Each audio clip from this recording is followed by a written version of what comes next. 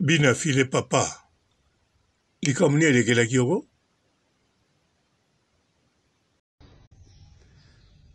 Salut la famille, papa, maman, je suis venu par cette petite vidéo pour vous informer par rapport à ce qui s'est passé le samedi dernier, 2 mars 2024. Et puis par rapport à la vidéo, nous avons circulé que Bakangi Bina filé. Non, je n'ai jamais été arrêté. Nous allons qui na matanga, na commune ya Matité, na quartier des bonhommes, na paroisse Sainte-Trinité, na landai frère na ngai Joël Konka a perdu maman na. Et na Robimana il y avait tellement du monde, donc j'avais l'impossibilité de sortir seul. C'est pour cela que j'avais fait l'appel à la police congolaise pour que ba kolungola ngai na ngulpa ya bato yo babande kolanda ngai. Merci na la police congolaise ndenge boyaki ko aider ngai kolungola ngai na sika bato bazaki belé nazaki na impossibilité vraiment ya Robima ngai moko. Et après na moni vidéo comme ko circuler soit disant bakangi bina filé à Saliboye.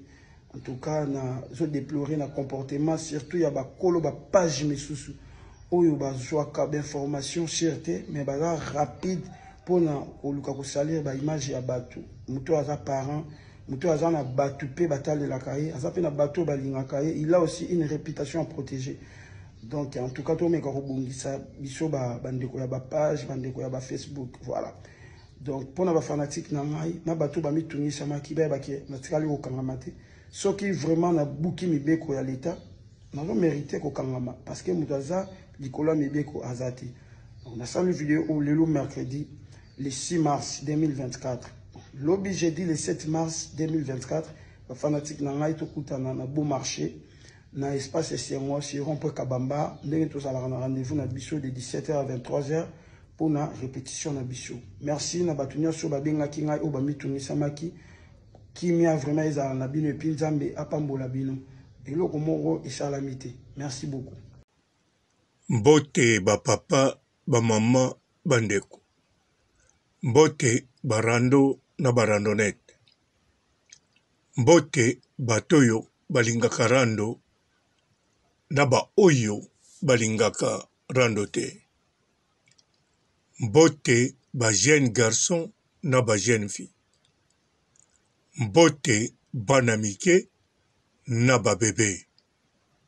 Mbote ba Sainte Anuarite, Sainte Thérèse, Sainte Ingrid Kabongo.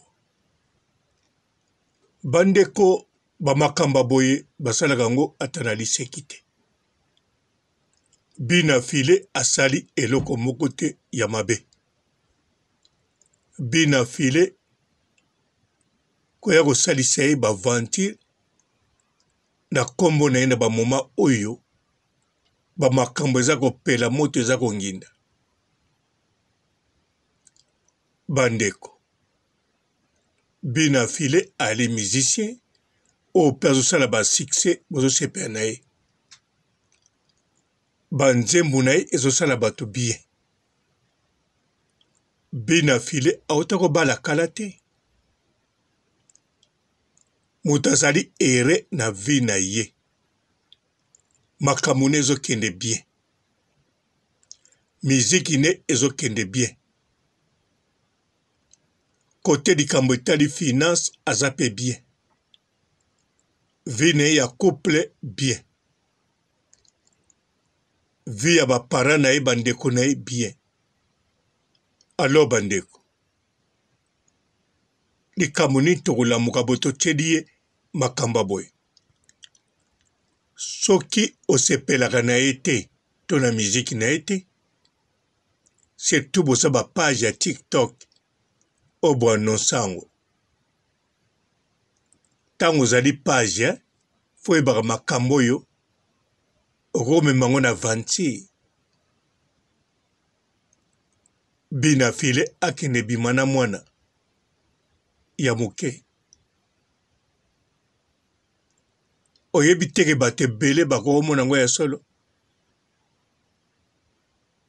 Oyebi teke ndenge azotambola bongo bamisusu bazokanisa ngo ya solo. Donc ntango bakomona ye bakanisa futi mbongo abimi. Bato nyonso te bakolanda makambo alobi bato mosusu bakoyoka nga na masolo o Bina Filé bakangaki ye tolandi yango na TikTok tolandi yango na réseaux sociaux abimi na mwana boye ekeya mpo bamakambo botiaka na TikTok oyo elekaka na ba YouTube na réseaux sociaux bandeko de bouche à l'oreille ekoma kopanzana na ndenge moko ya kosakana te surtout na bakati ya bakongo wana bazaire bangola bato ebele bakoma kozela masolo ya réseaux sociaux ndenge bato babanda kozela bato so batali filme na télévision botali filme bazozela obetela bango lisolo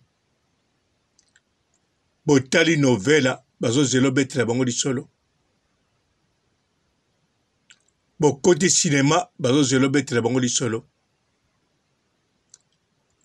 réseaux sociaux ekoma mpe bongo bato bakoma kovanda mpenza bazobeta masolo ya réseaux sociaux moko nde akotaki na réseaux sociaux na ye azobetela baninga lisolo sikoyo Bina Filé na baka ya boye basituation ya boye kobambele makambo eza ya niveau na ye te bandeko bozala ta bato ko botalaka basituation ko o likambo nini oyo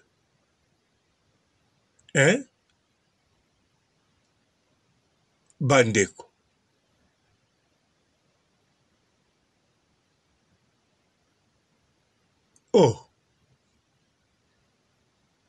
Bina Filé aza deja na bakomportema ya makambo basi te aza mpe mutu moko mwasi navandaka na poto te avandaka mpe na Afrique du Sud te abala kala te mwasi nazali epuis Bina Filé aza na comportement moko oyo alingaka mpe apesa na bato ya bien tout d'abord alingaka barespecte na mosala na ye ntango bozosepela banzembo na ye esalaki bien ntango bozofélicite ye asa sortir na badifficulté ya vie esalaki bien yango Bina Filé ntango alamukaka na ntongo atali de plus en plus lopango ezotonda na bamutuka ntina balabala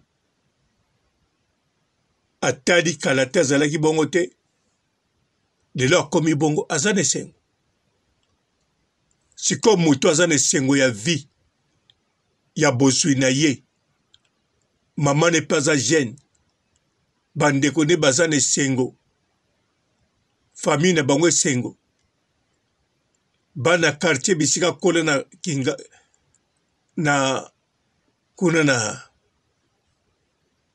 Kisenzo bango tu bakoma na esengo sikoyo moto apesi bango esengo nanu kuta ekokisi 5 te mbala moko batalaki yo asali busoto oyo mais non Bina Filé ata ndenge nini akosala yango te ata nga nasalaki direct moko natie titre yango me nalobaki eloko te natiaki ka titre mpo kaka toyoki natie titre nazozela me nandimaki na ngai te ke Bina Filé akosala makambo wana nazalaki na doute piesi nalobaki te eza lokuta nalobaki so asali yango fo ezala kaka basimbi eloko to eloko moto etindi asala yango mpo na bomoto modele nakomona Bina Filé elobeli na ye modele ya mosala na ye biographie na ye ntango apesi yango ye moko maza mutu moko te alingi ariske na makambo oyo ekomemise ngambo mpo na vi na ye moko atia famille na ye mal à l'aise atia bana kisenzo mal à l'aise mpe atia bafanatike ne mal à l'aise anango posa te bandeko fo respectaka baninga korespectaka bamisala baninga surtout bapage ya TikTok mpo makambo wana tout d'abord oyo ya bana bonga mike koloba yango ata na je te mpo bana ebele bazosouffrir basali bango yango ntina mokolo lelo bazosala bango bamona yo sikoyo page makambo bango bazomona pasi yo komosala nango na je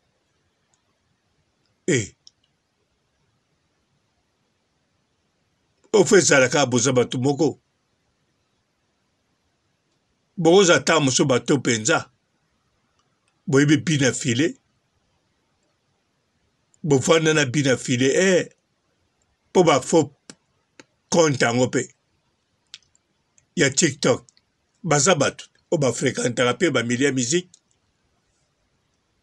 bafrekantaka mpe bato donc oza na kanda na bina file yo fo zala en tout cas page yango ebimisaki yango liboso fo batalo malamu yo mpenza oyina bina file mpe ozozwa makambo yango na valeur te oyo bazosala bana basi wana mpe page yango fo ozala mwana mobali yo amwana mwasi te mpo kende koma makambo bongo ya lokuta etanke bana ya basi bazomona pasi bandeko no basi mpe ya mikolo bakokutana baka oyo bandeko no basi na ya bakoko bakutana nango mpe bakutanaka nango ntina mokolo lelo page wana banda lelo boyeba eza mwana mwasi te page wana ezalaka mwana mobali oui mpe bina file fo ayeba page wana eyina ye mpe bamama fo boyeba page wana alakisi yango ke azalaka nde na somo na bino te bamakambo bomonaka ya monaka ntango moso bino mo bolukaki yango nga papa robo namoni yango bongo nako na ntina kokontinue koloba te nasokisi awa botikala malamu ciao. Salut la famille, papa, maman, je suis venu par cette petite vidéo pour vous informer par rapport à ce qui s'est passé le samedi dernier, 2 mars 2024. Et puis par rapport à la vidéo, nous avons circulé que Bakangi Bina filé. Non, je n'ai jamais été arrêté. Nous allons qui na matanga, na commune ya Matete, na quartier des bonhommes, na paroisse Sainte-Trinité, na landa frère na ngai Joël Konka a perdu maman na. Et dans Robimananga, il y avait tellement du monde, donc j'avais l'impossibilité de sortir seul. C'est pour cela que j'avais fait l'appel à la police congolaise pour que